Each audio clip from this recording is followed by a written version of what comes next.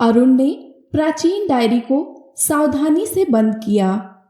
उसकी उंगलियां चमड़े की जीर्ण जिल्द पर घूम रही थी, जैसे वह उन सदियों के अनकहे रहस्यों को महसूस करना चाहता हो, जिनके बोझ तले उसका परिवार दब गया था।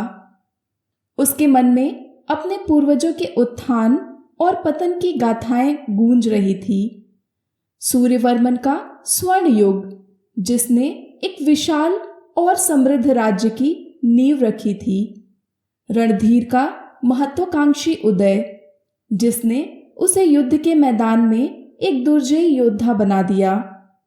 और वीरसेन का निस्वार्थ त्याग, जिसने शोक में डूबे राज्य को नई दिशा दी। लेकिन अब उसका ध्यान एक नए और गहरे रहस्य पर केंद्रित था। शाप का उद्गम और विजयगढ़ के खंडहर।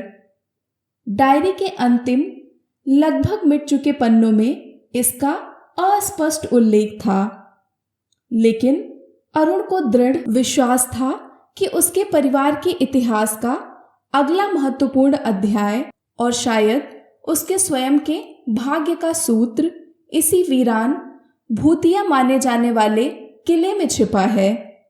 डायरी में रणधीर के दुख और वीरसेन के हस्तक्षेप का जो वर्णन था, उससे भी गहरा कुछ था, जिसकी जड़ें इस शापित स्थान में थी और जिसे समझना उसके लिए अंतिम सत्य था।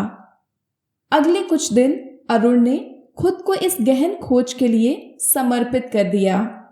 वह सुबह से शाम तक गांव के सबसे बुजुर्ग व्यक्तियों से मुलाकात करता, उनकी झुर्रीदार आंखों में अतीत की कहानियां ढूंढने की कोशिश करता। यशोदा दादी गांव की सबसे उम्रदराज महिला थी। वह अपनी पुरानी यादों में खोई रहती थी। उन्होंने अरुण को अपनी टूटी आवाज में बताया, बेटा, वो किला शापित है, वहां जाने वाला कभी लौटता नहीं। कहते हैं वहां रात में चीखों की आवाजें आती हैं और दीवारें खून रोती हैं। हमारे पुरखों ने कहा था कि उस मिट्टी में भयानक पाप दफन हैं, जिनकी आत्माएं भटकती रहती हैं।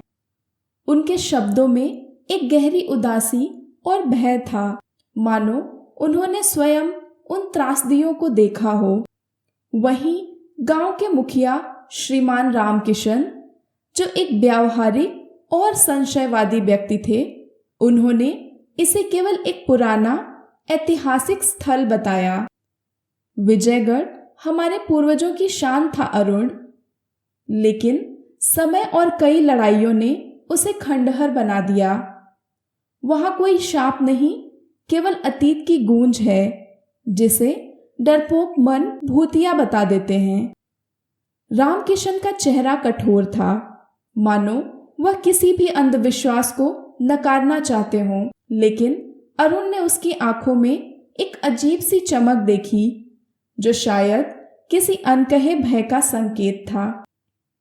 इन विरोधाभासी कहानियों ने अरुण की उत्सुकता को और बढ़ा दिया, लेकिन साथ ही उसके भीतर एक सूक्ष्म भय भी जगा दिया। उसने गांव के पुस्तकालय में रखी कुछ प्राचीन हस्तलिखित पांडुलिपियों को भी खंगाला, जिनमें कुछ अप्रत्यक्ष संदर्भ मिले, लेकिन कोई सीधा रास्ता या स्पष्ट चेतावनी नहीं। उसे यह भी पता चला कि कुछ साल पहले गांव के कुछ युवा लड़के दुस्साहस में विजयगढ़ गए थे और उनमें से एक रवि कभी वापस नहीं आया। उसके माता पिता आज भी उसके लौटने का इंतजार करते हैं और रवि की माँ सीता देवी अक्सर गांव के कुएं पर बैठी अपने बेटे को याद करती हुई रोती रहती थी। यह जानकारी अरुण के दृढ़ संकल्प के साथ एक गहरी चिंता भी लाई, लेकिन उसने खुद को समझाया कि उसे जाना ही होगा। एक सर्द सुबह, जब भोर की किरणें अभी पूरी तरह से नहीं फैली थीं और धुंध की एक हल्की चादर ने गांव को ढक रखा था, अरुण ने अपनी पीठ पर एक मजबूत हल्का थैला लादा। उसमें कुछ खाने पीने का सामान, एक मशाल, एक छोटी कुल्हाड़ी और सबसे महत्वपूर्ण डायरी थी, जिसे वह अपने शरीर से चिपकाए हुए था। घर से निकलते ही उसे गांव का युवा ग्वाला मोहन मिला, जो अपनी गायों को चराने जा रहा था। मोहन ने अरुण को रोककर पूछा, अरुण भाई, इतनी सुबह सुबह कहाँ जा रहे हो? आज तो कोहरा भी घना है और विजयगढ़ की तरफ जाने वाला रास्ता तो और भी डरावना है। सुना है रवि भी वहीं खो गया था। अरुण ने मुस्कुराकर कहा, एक जरूरी काम है मोहन, लौट कर बताता हूँ। मोहन ने सिर हिलाया, लेकिन उसकी आंखों में उत्सुकता और थोड़ी चिंता स्पष्ट थी।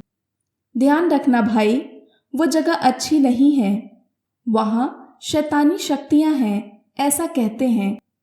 अरुण ने उसे ढांढस बंधाया और आगे बढ़ गया।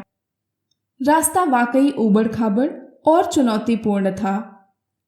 डायरी में वर्णित घने जंगल अब और भी रहस्यमय लग रहे थे, जहां सूरज की रोशनी मुश्किल से जमीन तक पहुंच पाती थी। पेड़ों की जड़ें जमीन पर सांप की तरह फैली हुई थी और पुरानी लताएं पेड़ों पर मकड़ी के जाले की तरह लटक रही थी। हवा में एक अजीब सी दुर्गंध थी, जैसे पुरानी पत्तियों, मिट्टी की नमी और किसी अज्ञात धातु का मिश्रण। पेड़ों से लटकते बड़े बड़े जाले और अज्ञात पक्षियों की तेज डरावनी आवाजें उसे हर कदम पर सचेत कर रही थी। कभी कभी उसे लगा जैसे कोई अदृश्य शक्ति उसका पीछा कर रही हो, या पेड़ों के बीच से कोई उसे देख रहा हो। यह एहसास उसे एक अजीब बेचैनी दे रहा था।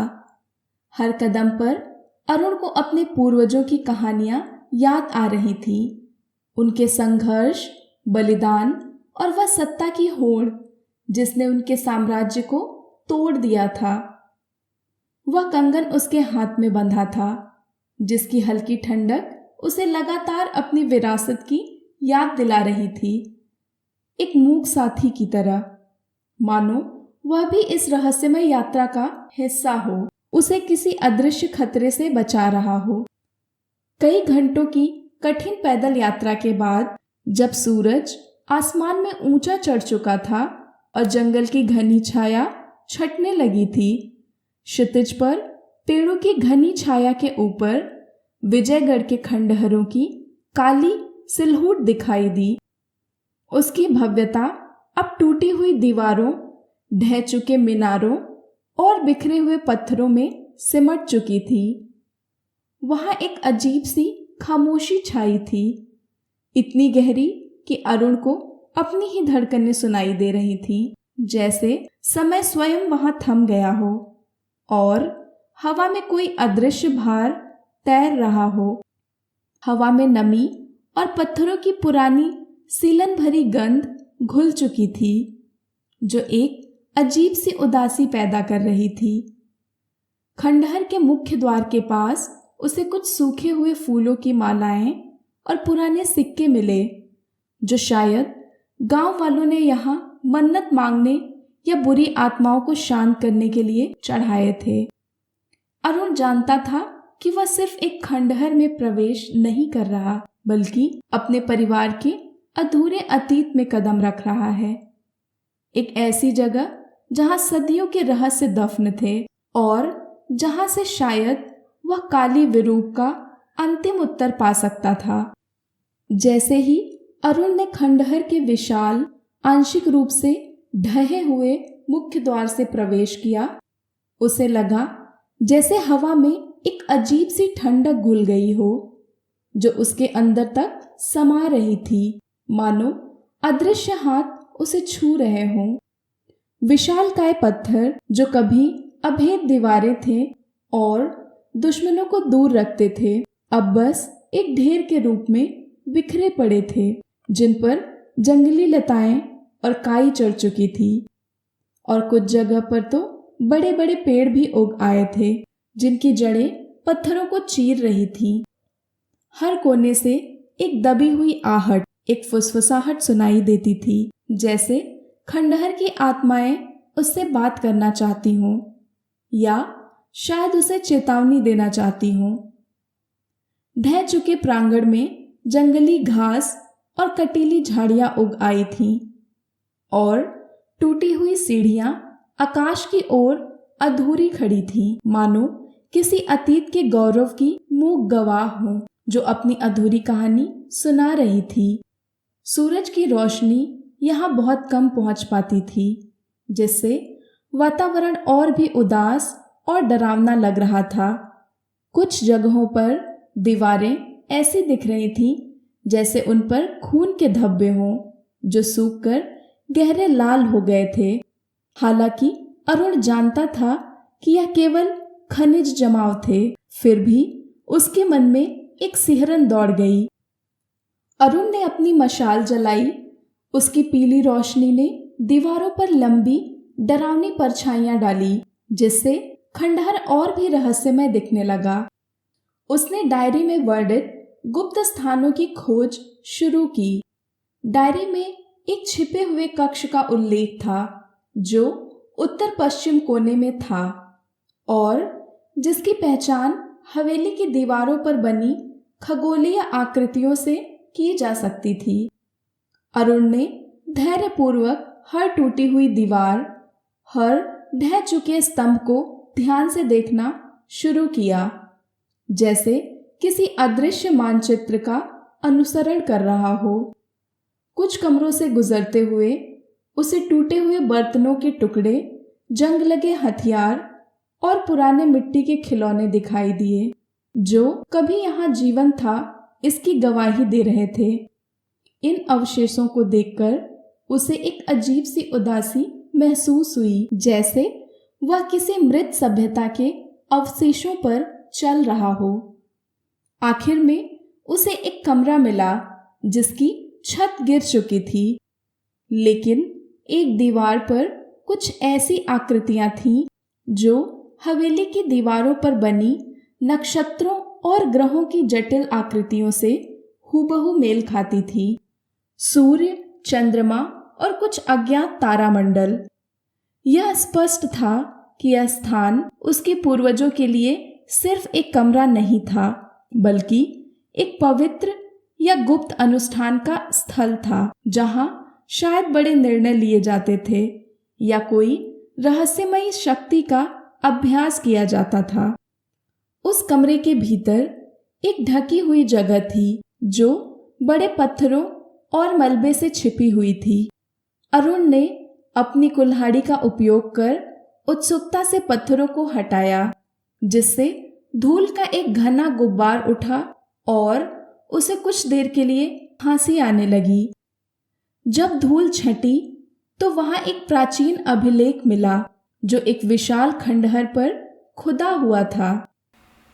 विजयगढ़ के किले में अब कौन सा नया रहस्य अरुण का इंतजार कर रहा है? क्या अरुण अपने आप को आने वाली चुनौतियों से बचा पाएगा या वह शाप के बोझ तले दब जाएगा? जानने के लिए देखें कहानी का अगला भाग। अगर यह कहानी आपको अच्छी लगी तो इस वीडियो को लाइक करें और चैनल को सब्सक्राइब करें। हमें कमेंट करके ज़रूर बताएं कि आपको कहानी का कौन सा हिस्सा सबसे ज़्यादा अच्छा लगा।